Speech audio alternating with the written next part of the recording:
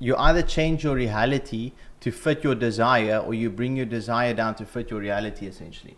You know? What did Buddha say, in Bali? Yeah, like, yeah. I want to be happy. This is crazy. Wait. Before you do this, okay? So Andre and I were sitting in somewhere, I'm not even, but like, this is the thing, like, you can't contemplate the meaning of life and it will ever be enough or whatever if you have nothing. It's like Maslow's hierarchy of needs. Because why? Because you're in a survival state, you need to pay the bills, you're worrying about all these things. And it's difficult to contemplate the meaning of life. So Andre and I was sitting in a restaurant and we were like, okay, bro, like, you know, monk or the lion, what are we? Like monk or warrior? Like where's the middle line? And then, so someone asked the Buddha, like, I want to be happy, right? So essentially said, remove I because that's ego. Yeah, well, you asked the Buddha, I want to be happy. How do I do that? Yes. Oh, I want happiness. Oh, I want happiness. Yes. So it said, remove I because that's ego. Remove want because that's desire, and then you're left with happiness. Yeah. And there's a balance of like, because I fully agree, and I find myself more in your position than not. You know, like always setting new goals, because essentially that's the only reason why we are here right now, is because we have sort of not delayed gratification, but we were like, okay, I'm all right with not tapping into that now for potential benefits in the future, and just like always trying to progress. But I think it's very dangerous, and you don't want to get lost in that. And so I think it's a good point. Like even Tai Lopez, which is obviously a big mentor of ours, I know Andre as well, is like, he said you need to have what did he say, like a number for you know, getting rich, you want to get in and get out, like you want your number. Like what is your buyout? What's your number? Yeah, like what is one number? Like if you had to pick, like it's usually just the first number that comes to your head, but like if you have that number, now you can generally, like, now you don't need to set any more financial goals. Yeah, I've also pondered on this thought a lot, and like before I always said 100 million, you know, I'm gonna shoot 100 million, get a massive super yacht, big ass house. But now I've decreased that a lot because I've realized that there's more important things in life. And now it's just like 20 M's. Like if I get 20 M's, that was literally the first number that came up to me right now. $20 million. Yeah. That's exactly, and you don't even need that much, bro. Like, but like obviously that is like, if you have that, like what else do you like? I mean, but why would you even want comes to? down to progress, like Liam said. It's just a game. You're playing the game. Yeah, but then you can, like, I'm not saying I'm gonna operate out of desperation until 20 M's. But when I'm at 20 M's, I can definitely take a step back and just focus on more strategic, high-level plays. You know, because like then it's not going to be a measurement of like, oh, I didn't wake up at 4 a.m. to do deep work. It's like you're not going to really worry about that. You know, then you can really focus on because like also who is it, like Jeff Bezos? You know, like he just lies in the bed for the first hour and a half, like every day. He doesn't really, you know, it's not like he just jumps out of bed, oh, I need to do this, do that, whatever, because that's just not healthy. And who wants to live like that? You know, I think there's a difference between, like, the virtue does not lie in the hard work that you put in. I think, you know, I think it's just measured about your results and the output. Like, I don't think, because a lot of people, like, tend to be like, okay, I'm working so hard, that means I'm doing good. It's like, well, no, like, there's a lot of people out there that works a lot harder than me, but they're in the wrong business model. They're not working smart, and they're just not enjoying life. I've got a very interesting fact. Did you know the top 10 wealthiest people in the world have more wealth than the bottom 3.5 billion people combined? 10 crazy. People have more wealth than 3.5 billion. So do you think they are working 3.5 billion times harder? No chance.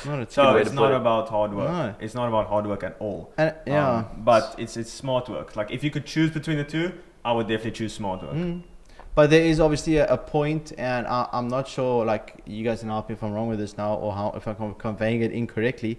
But like, you have to, in the beginning, you don't really have a lot of value or whatever and systems in place. So you have to trade in your time and effort to then be able to get the financial gain or whatever. But essentially, when you get to a certain point, now you can start using finances to now purchase other people's skills to then source that out. And then you can start, you know, just focusing on the sort of the bigger picture stuff. And so there is a point in your life where you're going to have to really put your head down and really just grind it out. And that's sort of the only way you can do it. But you can't stay in that, because if you stay in that, that's all you're going to be doing. And you can't move the needle forward. Like if your main thing is, for example, what's a good point?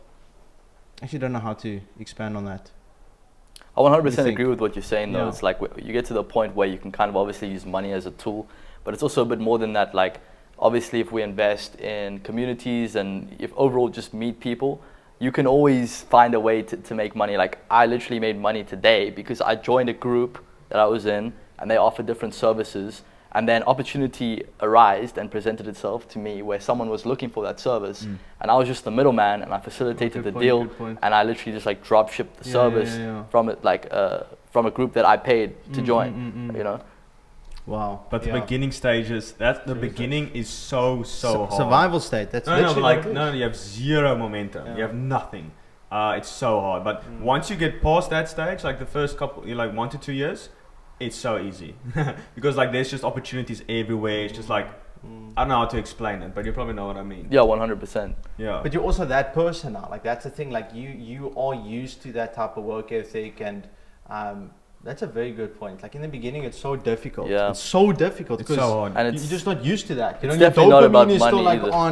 on playing games, and you're still trying to figure out how do I stop playing games and all this other nonsense. It's like now you come to a point where you really enjoy doing things, you know, that is productive. I think that's a very big thing. Is dopamine what do you call it? Like realigning your dopamine, you know, to now enjoy the things that are productive, and that's not, you know, Xbox or going out and partying or whatever. Like I don't think like those things are very like super I still bad. party. But like I mean, not every single day. You know, when I mean, it's a very and you're also partying with different people. You know, and it's more intentional. But there was obviously periods, especially in the beginning, where I had to completely withhold myself from that. You know, and especially in the culture of South Africa, it's very normal for teenagers to be alcoholics and every single weekend party on Friday and Saturday. Like that's 100% normal. You know, and like especially in your youth when you have nothing to lose, that is so valuable time that you are giving up.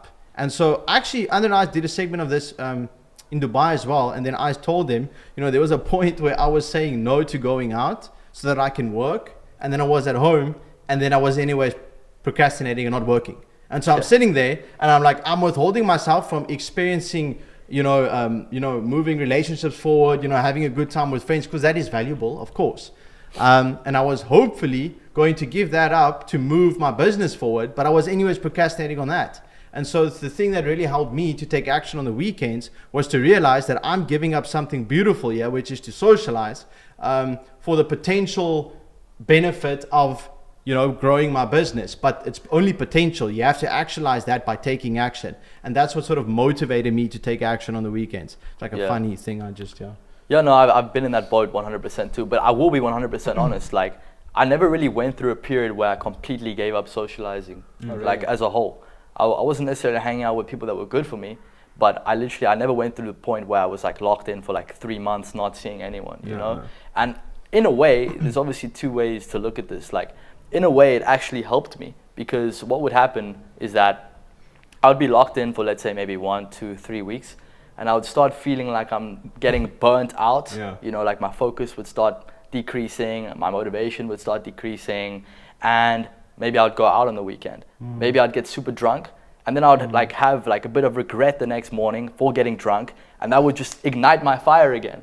So it's like almost falling back into a bad habit reaffirmed to me what I didn't want to be like, and it made me extremely motivated to go way harder again on Sunday and Monday. That's not traditional advice. I'm not saying, you know, if you're feeling demotivated, go get drunk. But I'm saying sometimes for me, falling back into a bad habit or a bad way of living just reaffirmed that I didn't want to live that way, made me motivated to get myself out of that hole, and then I would come back on Monday or the next day and be literally so much more motivated again. Does that make sense? That actually makes a lot of sense. One step back, 2 steps forward.